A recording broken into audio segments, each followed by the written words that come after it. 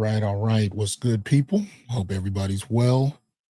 Man, it's a crazy day. I do apologize. I know BGS is still going, so I wasn't sure if he was going to go today, but I have two shows to do back to back. So 5 o'clock, I will be doing my film review of the film 40 Acres.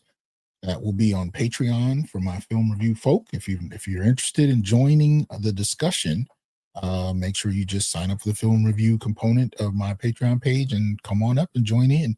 Much of the time you can come up on screen and we can chop it up together. So 5 o'clock, I'll be doing that. So this will be a quick show, but I had to get it in. And some days BGS goes, some days he doesn't.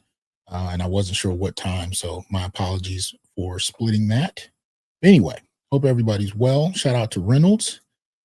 Says, Dr. T, you need to review what the funky academic said about Spelman graduates get a diploma and an alumni's lawyer business card for marital issues when they exit. I haven't seen that one.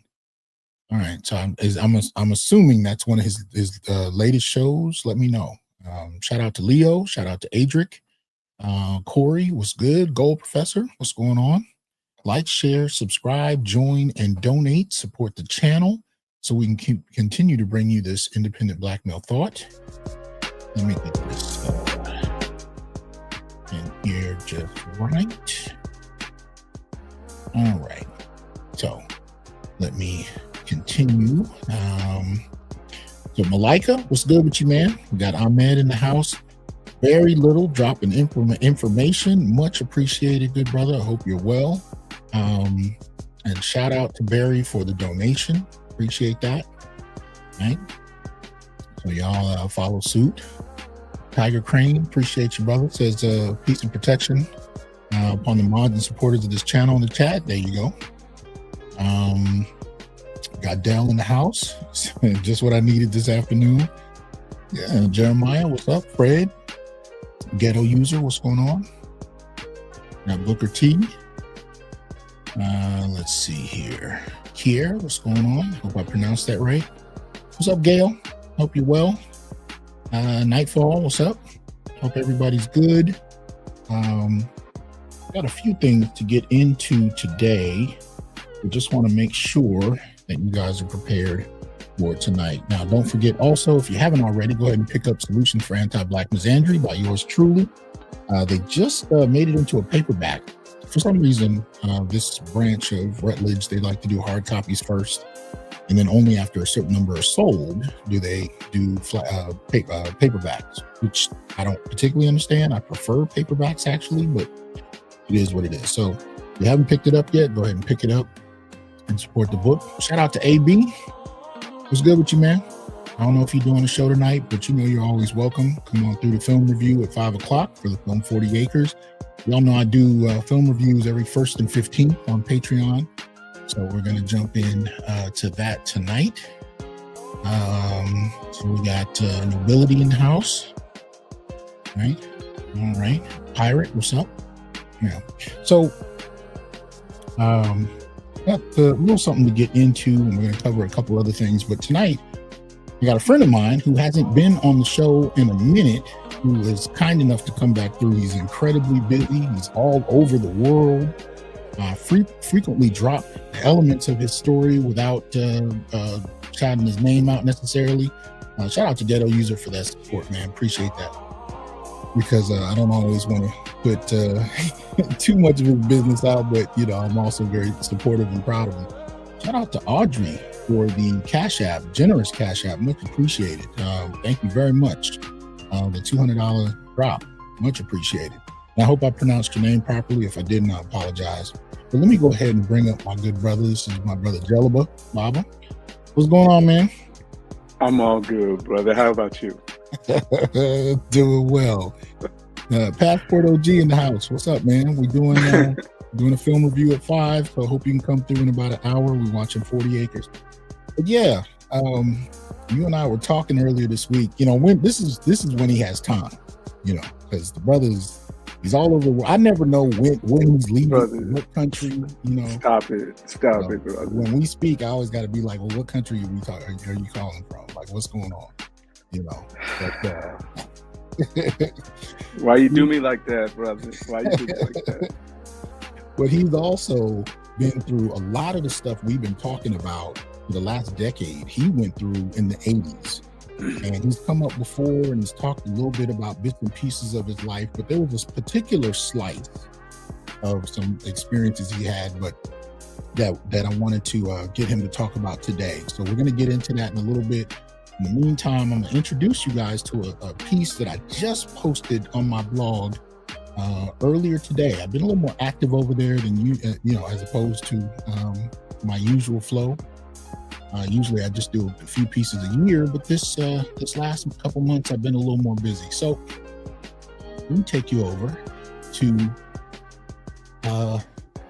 newblackmasculinities.wordpress.com. This is where I, keep my blog. And this blog, in fact, is how I was introduced to the brothers on YouTube. When I started just kind of posting articles, I started here, and it was brothers from YouTube that kind of saw some of these and invited me in.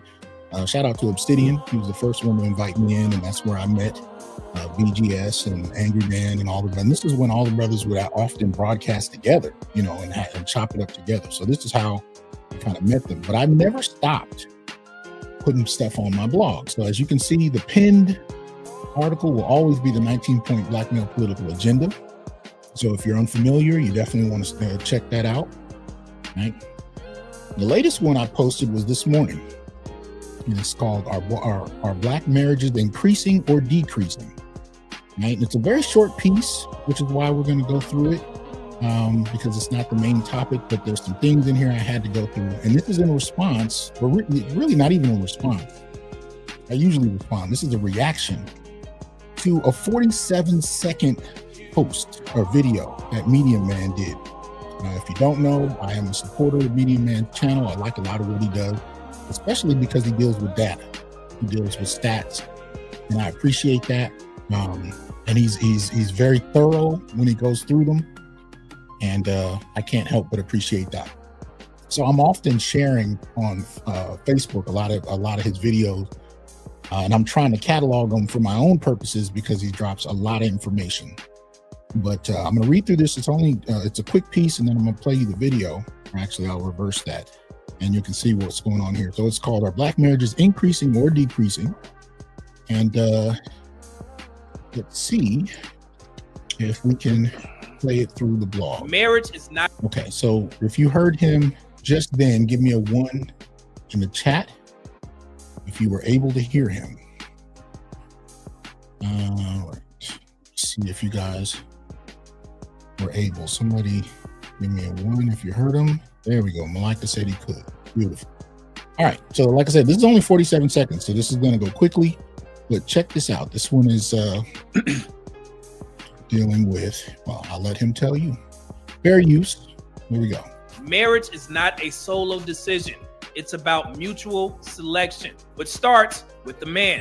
But let's zoom out for a second. Even though there are close to 2 million more Black women than Black men in the United States, 36% of Black men are married, compared to 29% of Black women. And according to Pew Research projections for 2026, Black men's marriage rate is expected to increase by 4 percentage points, reaching 40%, which is very respectable given the current dating market. But here's the detail that often gets missed. About 2% of that increase is projected to be interracial marriages. That means Black men still want marriage, but more of them are finding wives outside of the community. That's not theory, that's data. So while Black women aren't finding those men suitable, other races of women are. There we go. So that last line was so powerful, I had to open the article with it.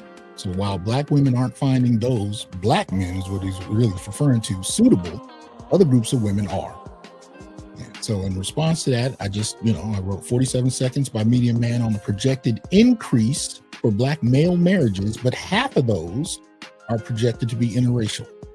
So I can't tell you how many people get frustrated with me when I point out the problems with Black coupling. They want me to say that the Black community will just heal itself if we just hope hard enough and we don't confront Black women's behavior. But I keep pointing out that too many of us want to avoid the elephant in the room, and this strategy has not helped us. Ironically, it tends to be the most pro-Black who want to avoid the confrontation with Black women. But the problem is that despite that both black males and females have experienced various types of brainwashing in the last century, at least, it's specifically black women's contempt for black men that prevents black coupling. And I argue here that many black men have been acculturated to processing hostility as love from black women, especially when we've been raised by a single mother. Right? So we tend to not be the ones to deter black women from coupling. We accept them regardless of how they express themselves too much of the time. But black women are the ones that kind of push us away. And I continue here. I says, between the culture of superiority that many black women have participated in regard to their men, the rise of a black pseudo gynocracy in the last half century that allowed them to have symbolic access that their men didn't get, the contempt they seem to have that mirrors white women's contempt for white men, despite that white women never stop marrying, despite, their own feminist cries, and the deaths of older generations of men already married to black women. Black marriage is decreasing in geometric progression, especially when you add this to the family court practices that overwhelmingly favor women. Right? The expectations that a man needs to somehow have to be considered worthy of her time and attention, let alone her affections, are rooted in delirium at best. Although these don't seem to be the standards she has for the men she procreates with, on the dating market, she expects what is statistically non-existent for the majority of women. And for the most part, until recently, few but black men have said anything about it. So in essence, we're looking at a major increase, or I should say a 4% increase, which is significant for a population our size, right? But in that increase, half of those are what appears to be interracial relationships, interracial marriages, right? And very few want to actually tackle the elephant in the room. So I wanted to start with this to kind of get my brother's thoughts on it, and as well, hear a bit from the comment section. But I thought that 47-second clip was so powerful in terms of pointing out where things are going. What crossed your mind when you watched that clip? The numbers. Yeah. The numbers. And I've been a Media Man fan for a number of years, and I remember when I first started listening to Media Man, I used to check his numbers all the time because they didn't seem like something was wrong with them. Like this can't be right, Yeah. But he always gives where he gets his numbers from, and usually it's government sites. Yeah. But the thing that stands out to me the most is usually when you're dealing with an issue, you look to be able to make projections. Like, why are we having this problem? And then you take the data, you analyze the data, and then you try to correct what the problem is. The issue here is when you have a party that doesn't see the problem as existing, that there is no problem, or that you are the problem, then how are you going to fix that? Right. If there's no accountability by any of us who have done things, I don't know how we repair that. So that 2%, that 4% that he's talking about, and half of it being interracial, it makes sense to me. But I think what we need to be careful about is getting caught up in this sort of like old way of thinking that this is going to be black men, white women. It's not. Right. It's not. Right. I've traveled the globe enough to see what's happening. I've met brothers in Asia. I've seen brothers in South America. I've run across brothers in Western Europe, Eastern Europe. I've run across brothers all over the world. And what I understand now with that number is that there are going to be a lot of mixed ethnicity, mixed race couples, not necessarily black and white. Yeah. Well, I like that you put it that way, because we do have to complicate a little bit of this. When we say interracial, we clearly think of a race paradigm. That doesn't necessarily include the intercultural. Right. So shout out to my brother, Dr. Ronald Neal, in the chat. Good to see you, good brother, BMI 3000. You might be talking about brothers who are with women, from the continent, African continent, from the Caribbean, from South America, that racially would be black, but culturally come from a whole different dynamic. That probably isn't in that 50% that's considered interracial. It's probably within that 50% that's considered black on black relationships. So in that regard, it's not. It should not be for a lot of reasons. Right. So technically, when we get to who black men are coupling with, there's probably more going on than that. Now, I still want to clarify too, when I pointed out that the numbers are going to increase quickly. It's not necessarily just because brothers are dating groups of women from other places and other cultures. And I mean, even within the United States, and that's a whole nother issue. We're dealing with, brothers who are dating interracially, interculturally within the US as well. But keep in mind, as older generations, boomers, start passing away, you're going to see an increase in those numbers of interracial relationships. And the assumption is going to be, oh, these brothers are chasing white women. No. We're looking at a generational shift. Exactly. And even with mine, I'm Generation X. I was a Panther baby. My father was a Black Panther. I was born in 74. And so I'm 50, about to be 51. The numbers are changing radically, even from my generation to millennials to Gen Z it's happening quickly. But on paper, we're only getting a dimension of this. So we may not be understanding how quickly and why some of these numbers are likely going to change. Well, my generation and ours was acculturated. We were conditioned to view community in a certain way. Yeah. And that was what we coined that term, the velvet painting. Yeah. We all were striving for the velvet painting. We were striving for Black love. It's like there were no options for anything else. Yeah. And I remember a lot of the older cats who are no longer around, I would always see them sitting silent, quiet. Mm-hmm. And I always wondered, they never talk. Mm. They don't ever say anything. But when they were away from their women, they would talk. And they would say things like, well, this is just what you got to put up with, and all women are going to give you a problem. And I remember being young thinking, that's the life? Yeah. That's it? Really? Yeah. But that was the wisdom they gave us back in the day. Yeah, I mean, you saw the physical confrontations, you saw the verbal disrespect, the psychological, aggression, in terms of the kind of arguments that were taking place that would go way past what you even as a kid, you're like, this doesn't seem like this should happen. Well, not only did we witness it, we were subjected to it. Sure. If we're being honest, and I think that we're past the point of not having honest conversations. If we're being honest, we were subjected to this through our mothers, through our aunties, through our sisters, but the archetype that was put in front of us was Mr. from The Color Purple, right? But I'm in my third marriage, okay? My first two marriages were two sisters. My marriage now is interracial. Right. And the reason why I'm saying that is because it wasn't till I got this point in my life that a brother told me that I deserved certain things in my life. And you better go ahead. And I remember, when you told me that, I was like, I deserve. No, I had never thought about me. There was no me because I was taught that's ego. Yeah. A real man takes on whatever burdens he can take on from it. And, and then a real man, when you die, hopefully you leave them insurance. And when they bury you, they can live in the house that you did, and everyone can talk about how great you were. That was the ultimate goal. And and Dr. T. Hasan Johnson was sitting in my house one day and just upset the balance of everything.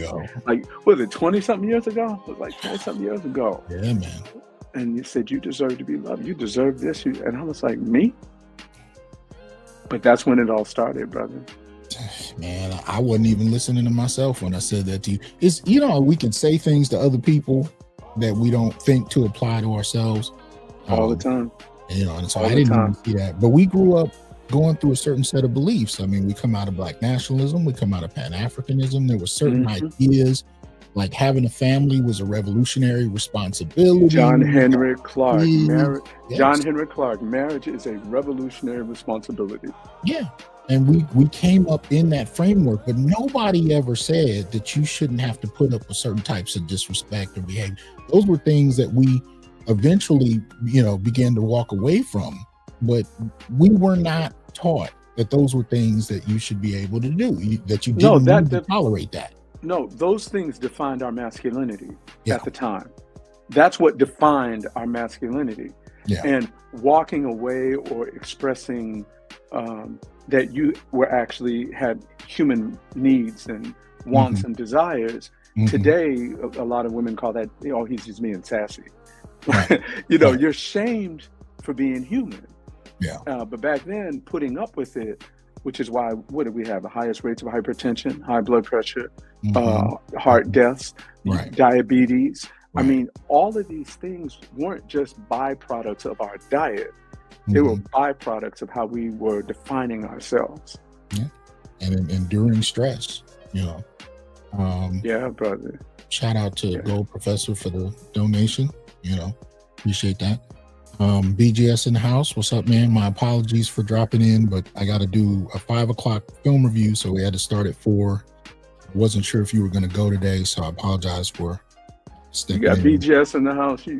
I can leave my seat. BGS can take that over. That brother has earned that right. Oh, man.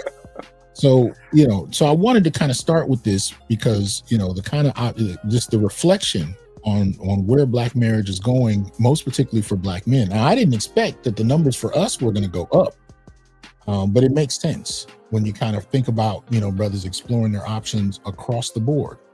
Well, if you think of the generational gap, younger generation is not functioning the way that we did.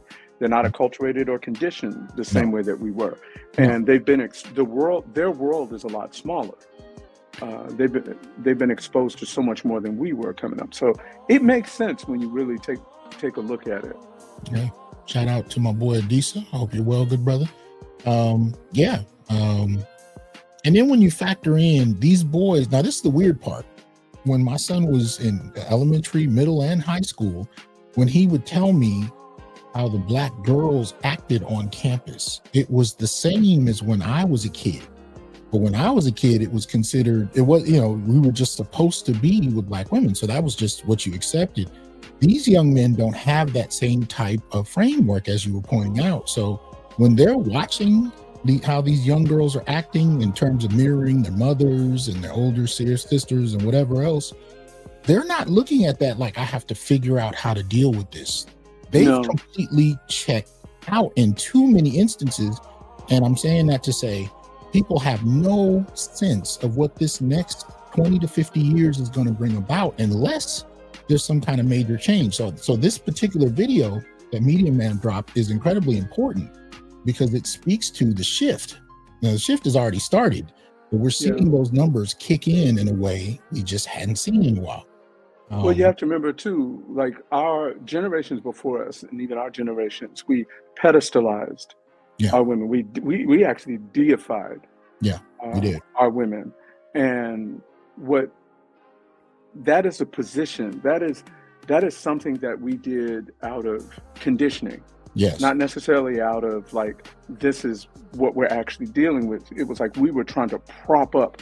We were saying, if anyone else is going to put women down, we're going to lift you up. We're going to stand you up and deify you. Which now, hindsight being 2020, some of that was an error, right? We're gonna point out some reasons why. Shout out to Saint Seer. He says, my parents didn't beat my brother and I with the "if she can't use your comb, don't bring her home" rhetoric. Luckily, that's indoctrination. And shout out to Wrench Turner for the generous $100 donation. Appreciate that. It says, salute. I was raised pro-Black, but this space woke me up. I dated out 2 years ago and ain't going back. Damn. Wow. Well, and Wrench has talked about it. He's got some other dimensions to the story that are quite powerful, but many of the brothers in this space actually do come out of a pro-Black context. So it's not coming from brothers who have never had that sensibility and all of a sudden just wanted to get online to express their hatred toward Black women. That's not what it is. No. It's brothers Our that approach came out of a culture of that. Our approach to relationships outside of our community was reductionist. In many ways. We looked at it in ways that were, reductionist is a perfect word. We oversimplified what was going on.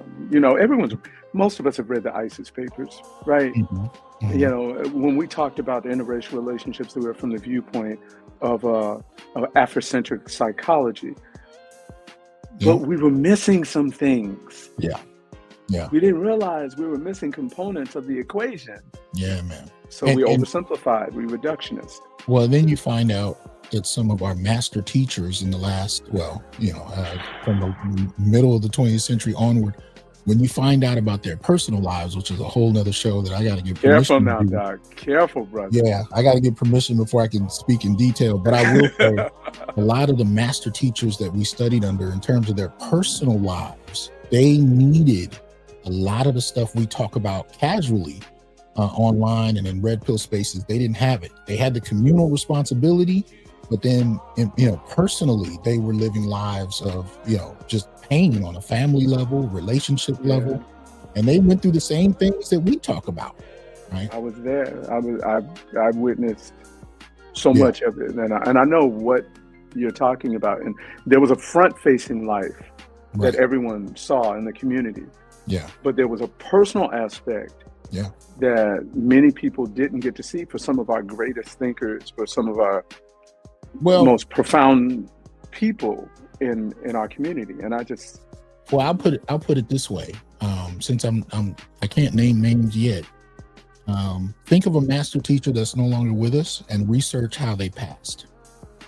And far too often they passed alone, sometimes in squalor with no resources.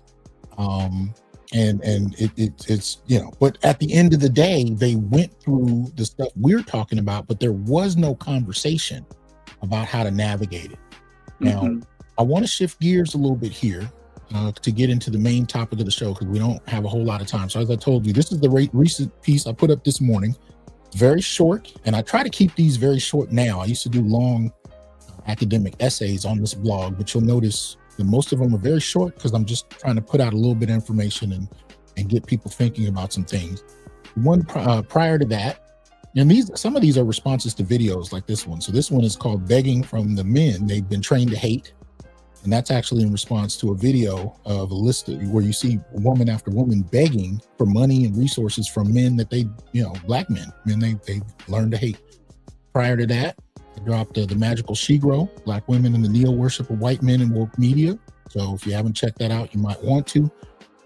Before that one, Black women's production and consumption of media destabilize Black relationships. So that's one you might want to find out. But today we're going back to this one, and I've already done a show on it. But at the time, it was labeled the 12-point policy foundation of the Black Gynocracy. It's gone up an additional 3 points. So now, this document, basically this blog, is an explanation of how the Gynocracy came to be and what 15 points of the Gynocracy are. What policy points were produced that helped enable it. Now, I'm not going to go through all of them because I've already done that. I will kind of point out the 3 that I've added. But there's one in particular I want to get my brother's response and those of you in the comment section to respond to as well. And if you're watching this on playback, feel free to comment on the video I'm going to play for you shortly and give your feedback as well, right? So you can see when I initially did the show, it was 12 points. I've added a couple. So, I won't go into any description of all of them. I'll just briefly read them off. So you have fewer experiences with intense, brutal acts of racism, right? You have female excused military drafting policies, gynofocal welfare practices, right? Gynofocal family court policy. This is the one we're going to come back to. We got gynocentric birth control technology, right?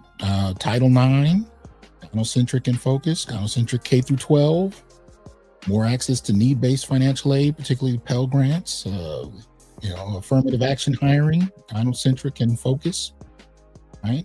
Media, especially since the 1980s onward, right? Greater access to the nonprofit industrial complex, right? This for years, this was something we saw women get that we didn't, especially if you were operating in the late 80s and 1990s. And I know you went through this. How many times did you work? Because people don't know, you're a professional storyteller, and you've done a lot of work with nonprofits over the years. A lot of work with nonprofits. Going back to my rites of passage days. Working with youth in the community. Yeah, brother. I'm going to ask you a little bit of an unfair question, but if you had to, just off the hip, out of all the nonprofits you dealt with, what percentage of them, because I would say the majority were probably Black nonprofits. All the ones I dealt with were Black. What percentage was led by Black men? What percentage of nonprofits that you worked with were led by Black men? Brother, I didn't work with any nonprofits that were led by Black men. Yeah. I'll say one. I remember one, but the majority of the nonprofits I worked with, they were headed by Black women. Yeah, exactly. And I think it's safe to say this is going back to the 1980s for you, right? Yeah. In terms of your work. Yeah. Me too. I mean, even just coming up, in school, early college, when I ran across nonprofits, I rarely saw one led by men. They were overwhelmingly led by women, right? Well, and part of my story back then was, we were trying to build strong communities. So sisters were telling me, just apply for this grant, just apply for that grant, just do this, just do that.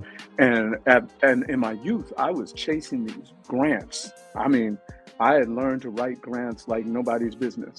Mm-hmm. Never got one. See, yeah. Never got one. That was most of the brothers I knew. We were all told, and the idea was you're not just, you didn't do it right. There was never a moment where they processed that there may actually be structural reasons why you're able to get access, and most Black men did. And many brothers saw this happening even with PPP loans a few years ago. But these are luckily I had people tell me initially, every once in a while you get an outlier, someone who would say, oh, I was in on a grant meeting and your organization and your name came up and this is what happened. So I did get a lot of feedback to know that I was affirmed in understanding why I wasn't getting them. Yeah. Well, because my focus was Black boys and men. Yeah. But even when looking for jobs, at 18 and 19, sometimes I would, or in grad school for that matter, I would apply at nonprofits and they were run by sisters. And, if I found a way in terms of a low level job, and it was almost always the lowest level there, they were overwhelmingly employed by other Black women. So you had Black women employing Black women, getting access to grants that most Black men couldn't get. And instead of looking at this structurally, like maybe there's a reason we are able to get access to this that our men aren't, they looked at it as a personal failing on Black men's part, that you're not able to get this. And that further kind of, in my opinion, added to the hostilities between many Black women and men, because they saw us as failing in areas that they were succeeding in. And, but and I feel, I believe, I think, I don't want to say I feel, I think many of the things that you're bringing up are people are reactionary when it comes to this. Mm-hmm. But I do think it's a period of time where we need to have discussions around these things. Yeah. And there shouldn't be ad hominem attacks about, well, you like white women, or you just want this, or you want to be white, or it's like, wait a minute, we need to elevate the conversation to find out how we got where we are. And it includes the things you're discussing. Those are deflective gestures, right? To avoid from actually having to hear Black men's voices, right? They make these statements, but I want to introduce a couple of the points that I added recently since I did the last show. So I talked about lower unemployment rates, meaning aside from a couple of months this year, Black men have routinely had higher unemployment rates than almost any other demographic, including Black women. And it has already returned to form since we saw a couple of months in April and May where Black women's unemployment rates exceeded ours. Right, as of August, ours went up to about 753. So that we're back to form in terms of that. But that's another thing that kind of added to this kind of gynocracy, because for the most part, if you're more often employed, Black men make more. When it comes to employed Black men, we make a little bit more than Black women, but Black women have routinely been more often employed. And that can have a severe impact on who's in a decision-making capacity in a family. If you're holding down the job, you're the primary breadwinner, and Black men are consistently out of work. So these things add to a gynocracy. Lower incarceration numbers, we've known that to be the case for years, right? So I point out here, as you can see in the middle of the screen, Black men in 2022, 1,826 black men per 100,000 residents in prison. 2264 black women per 100,000 residents in prison. Now, we do know that the incarceration numbers for black men has gone down. It's no longer 1 out of 3, it's 1 out of 5. So the numbers have gone down a bit, but we're talking about intra-racial dynamics. So if you're more often incarcerated and she less so, you can see how that lends to who's in a position of authority, especially in regard to the family. Point 14, women receive lower criminal sentencing for committing the same crimes as men. And I provide the data and the links for you to go to and check out yourself. But in other words, women get 63% lesser sentences for the same crimes as men. Now, this is not controlling for race. So when you think about black men in terms of incarceration and criminal sentencing, you can raise the question, how much more is it possible that our sentences extend beyond not just women, but black women even? So, another point to consider in terms of that, not just the fact that you're in prison, but how long you're there versus, her maybe getting a slap on the wrist for something she may have done. I'm trying to go quickly because we don't have a lot of time, but the last one I added here is the generational idea of female familial headship. And basically what that means is, you can see it here in the chart breakdown. It is in our community more than any other where women run the family. And this has a lot to do with the family court. This has a lot to do with all the points on the agenda on one level or another. But if you were raised by a single mother, your comfort with being in a family led by a woman is far greater, right? You begin to associate them with a position of leadership. And the very idea of black male leadership, people can find offensive or disagreeable or distasteful just because it's not familiar to them, right? But I want to now this is the reason I brought my brother up on the show. So going back to number 4, gynofocal family court policy, right? I talked about this on a previous show, but I added a video that was sent to me. Shout out to the brother who sent it. I didn't ask his permission if he wanted his name out, so I'm not going to include it here. He can communicate with me later. I can give him credit later if he wants to. But he sent me this video that I thought was incredibly important. And it's about 1.5 minutes. Right? It says parental alienation is real. It's a crime. This is a DA teaching family lawyers to use false allegations to win cases. Right? This is why this show is called When the Gynocracy is Allowed to Falsely Accuse You in Family Court. I want you to hear what this person is saying. Now, this is, as I said, this is in Austin, Texas. Apparently, it is the DA's office, right? And they are communicating with family court lawyers on how to use these kind of situations. So check this out. Let me check again to see if you guys can hear it. Protective order carries. Okay, so were you able to hear that, brother? Yeah, I heard it. Okay. So y'all check this out. Like I said, it's about 1.5 minutes, and I'll go ahead and play it from here. So check it out. Criminal consequences. Accordingly, that makes it a pretty heavy tool in negotiating a divorce. If it goes through my office, it's a lot harder to use it in negotiating a settlement to your divorce. So I would encourage you very strongly, if you have one of those cases, to do the protective order as part of your case. It gives you more leverage in negotiating settlement. If you're like, well, that's great, I don't know what a protective order looks like, shoot us a message, we'll send you forms. We are willing to help, we're willing to kind of walk you through the process, but our attitude is if you can do holistic representation for your client, it's better for the client, it's better outcomes in terms of negotiating a settlement, and I'm not gonna lie, it is, one pure case for me. So win-win-win all around. Protective orders are pretty easy. So part of why you refer them to us is you just don't want to deal with them. They're actually pretty easy. You have 2 kinds primarily, and I'm going to give you the quick overview and then we'll get into the nitty gritty. The bulk of our protective orders are domestic violence, family violence, and those are under Chapter 85 of the Family Code. And to prove one of those up, you have to prove a relationship existed that meets the requirements. And then other than that, you just have to prove that family violence occurred and is likely to occur in the future. It's a pretty low burden of proof, pretty low standard. That's really all it is. For the other kind of protective orders, you have stalking. Okay. So very short piece. And as I said, you went through child custody issues and you successfully got custody of your children in the 80s. Yeah. But if you wouldn't mind, tell us a little bit about what we just heard, and then, talk to us about your thoughts about it. This is when we say something is systemic. Yeah.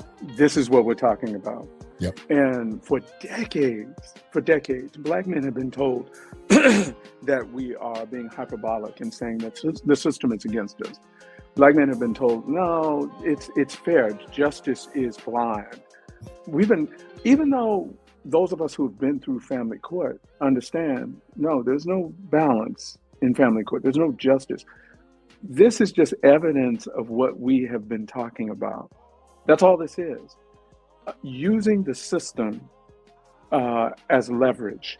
That's basically what she's saying. Right.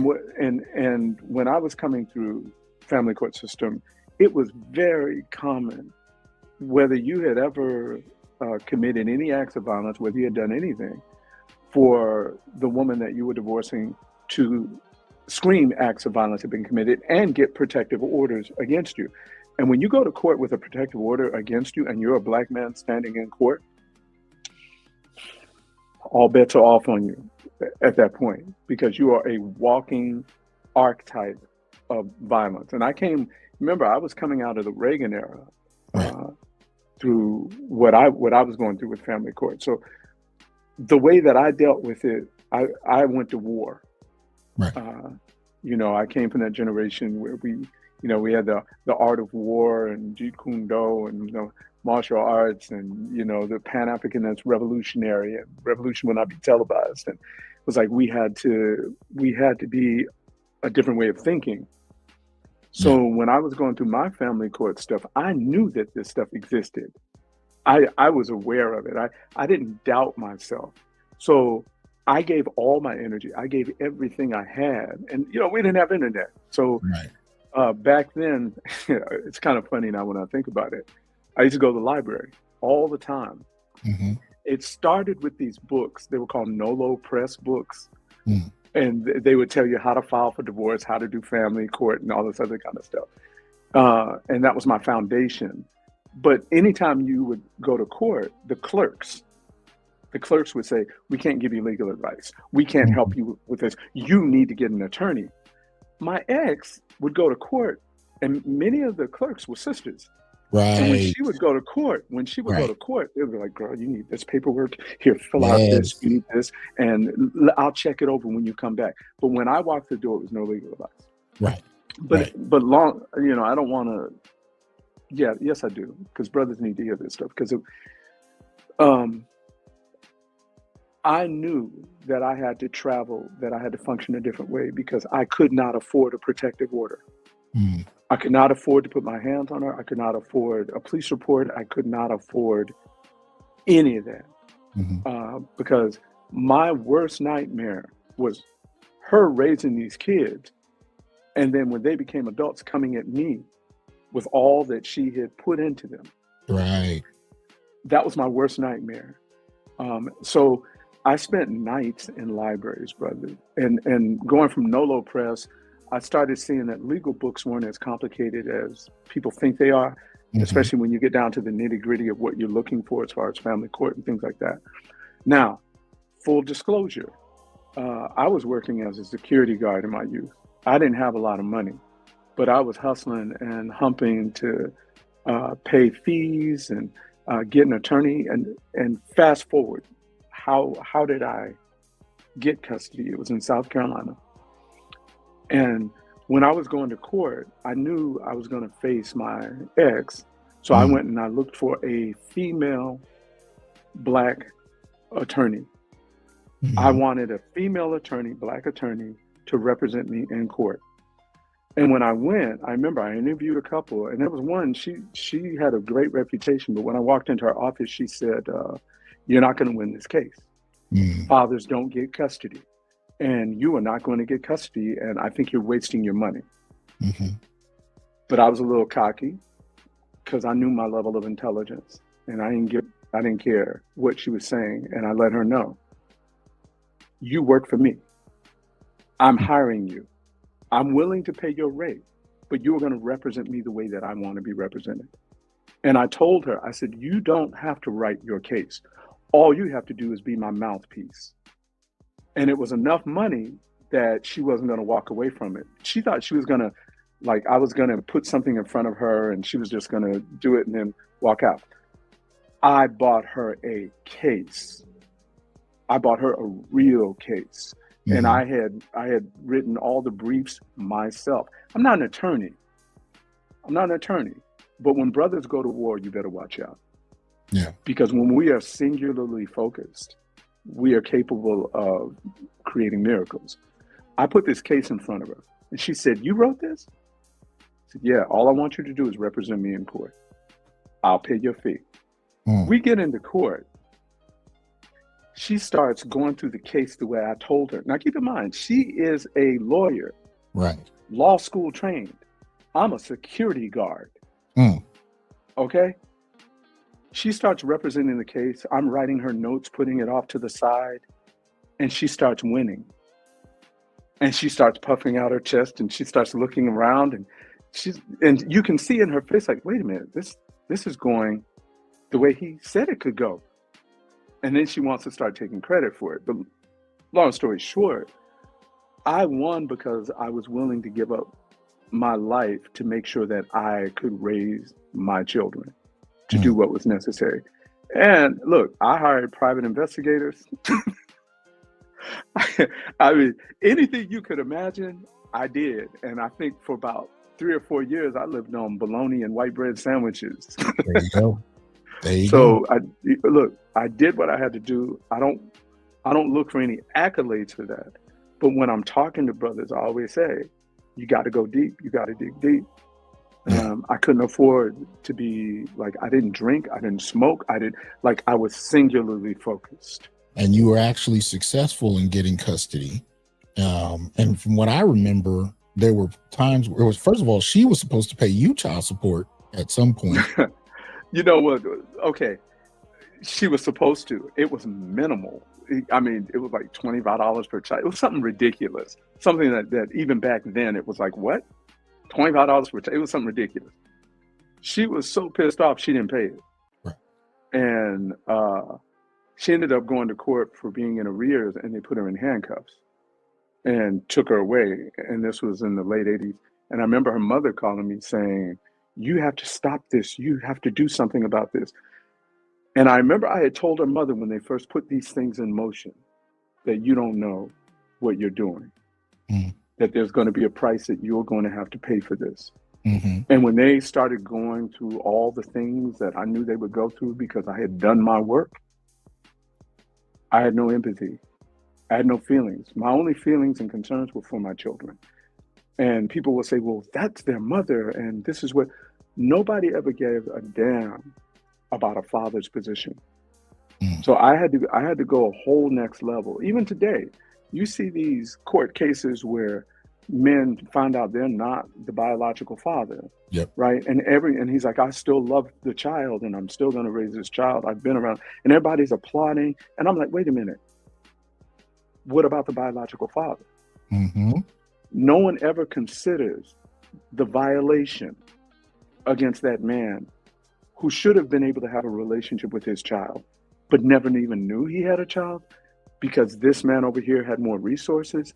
So my way of thinking back in the late 70s and the 80s was, it was shaped a little differently. And like I said, I went to war, and I'm not ashamed of saying that I went to war because my children are adults now and they are productive adults. I'm proud of who they are, but I will honestly say if they had been raised by their mother, they would not be the adults, productive, educated human beings that they are today. Right. So I'm proud of what I did, and I'll stand in front of anybody and let them accuse me of anything and say, I would do it again.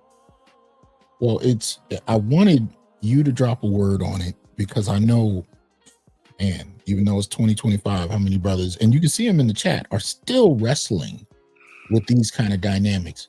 But this video, I think, is so important, right? Yes. Because I've heard rumors of lawyers telling their, the mothers, just accuse him of accuse him of having molested the kids, accuse him of having Yes. put hands on you.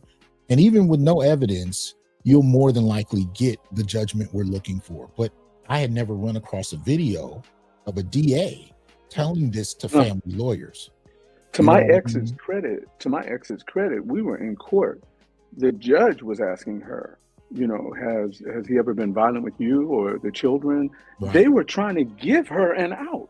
Yeah. And to her credit, I don't know to her credit I don't know what frame of mind she was in, but she was like, no, because I had not.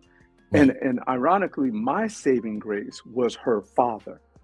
Mm-hmm. It was her father. Because they thought they were going to bring her father, put him on the stand, and he was going to testify to what a horrible father I was. And I'll always sing his praises. He came in and he spoke the truth because I was an incredible father. And he spoke to that. And he even spoke to the fact that, like, I had questions for my attorney to ask him. And she asked him these questions and he told the truth. And it helped my case. Yeah. Yeah. But they did try to get her to do exactly what this DA right here is saying. And it's a pattern. It's a pattern. I know brothers who are in the chats right now can attest. Yeah. Look, I walked into a courtroom and I had a bailiff push me up against a wall saying that I was carrying a gun into the courtroom. Right. Push me up against the wall. I'm up against the wall. I had a suit on. I had bought a suit. I was trying to be presentable. Then I didn't have a gun. And then it was like, oh, well, okay, he didn't have a gun. So let's go back to everything is normal.